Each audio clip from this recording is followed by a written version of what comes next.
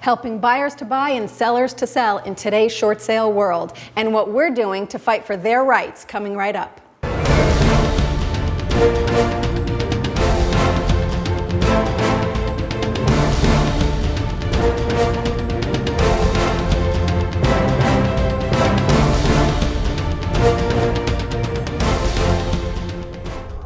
Good morning. I am Delynn Gaston filling in for Ron Morris this morning, who is away on a much-needed vacation. And this is Moving Forward TV, your local real estate and mortgage update. I am Delynn Gaston, and if you think this is bad, imagine what my husband thinks.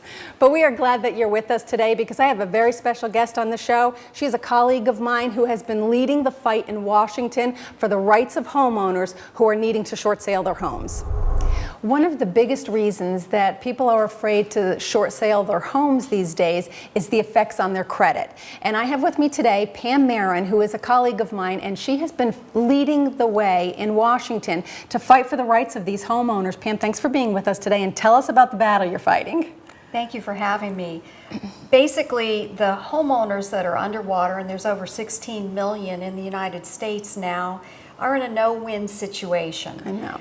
They pretty much are, in order to get into the short sale, their lenders are telling them to be delinquent on the mortgage in order to get the short sale. And that is wrecking their credit long term. Right, and which of course is wrong. And like you and I were talking about before, unfortunately a lot of these banks, I think when all of this started a couple of years ago, they didn't know what to do. And we seem to be telling people that you have to go late, that's what they're hearing, so they go late in their payments, and of course that stalls everything, the entire economic recovery.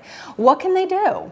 Why are the banks telling them that? Let's start there. Why are the banks telling them that they have to go late on their mortgage payment? Because the banks get a fee for servicing delinquent loans.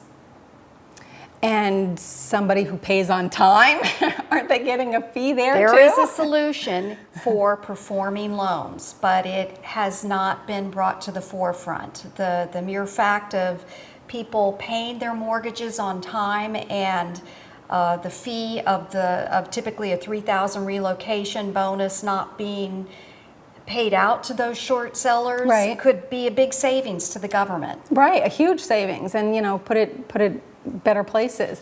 So what can the people do? So, all right, so the banks are telling them go late on your mortgage. Your advice? Don't go late on your mortgage, and bring it up to your lender and tell them you would like to proceed with the short sale and be on time to preserve your credit. Most of the time the lenders will tell you that they are concerned that it may basically have you not be able to get your short sale, but it can be done. Right, and we have been fighting them. Pam's been fighting them. The title companies that we work with have been fighting this, and the banks are starting to recognize this and allow people to go through. And one of the biggest reasons that Pam's been such an advocate on this, all of us fighting for our rights in Washington, is because for example, one type loan, if somebody goes delinquent on their mortgage and they have to short sale their home, that's fine. Right now there's waiting periods. You all know you've heard about the waiting periods. You have to wait 2 years or 3 years or 4 years or whatever it is. Foreclosure versus short sales, we've talked about that so many times on the show. And the thing is if somebody is short selling their home, do you know, Pam knows, on an FHA loan, if they short sale their home today, if they did not go late on their mortgage, tomorrow I can get them a new loan. They absolutely can buy a house the next day as long as they didn't go late on their mortgage payments. So it's really a huge contradiction that the banks are telling people, go late, but if you don't go late, we'll give you a loan tomorrow. It's kind of very confusing for homeowners out there, isn't it? Yeah. So what do you think our chances are? How are things going in Washington with that? It's going. There is a provision in all of the mortgage GSEs and the other mortgages that are out there that allow for short sales. There's a provision called imminent default, which is the ability to continue to make your payment with the perception that in a short period of time the loan will go into default if something is not done. But that is the provision that people can continue to make their payment and apply for a short sale. Imminent default, remember that term. Pam's website is, closewithpam.com. and she has a lot of information on there about short selling your home and what to do and what not to do. So please feel free, reach out to her and get your questions answered. Reach out to us. We'll be glad to put you in the right direction. That's our show this week. Thanks so much for joining us, and thank you, Pam, for this excellent information. Again, if you guys want to reach out to Pam, her link is down here. She's the link of the week this week. Or reach out to me. You can email us. We're out on Facebook, Twitter, LinkedIn, YouTube, all of those things. Reach out to us with your questions. We can help guide you in the right direction when it comes to this short sale information and such.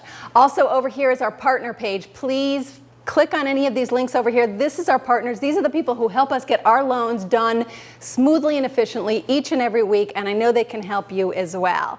Also, a quick note, we are thinking of doing a town hall meeting with all of our partners, Pam included, as well as attorney, title companies, everybody, getting them together. This show goes out to the local Tampa Bay area.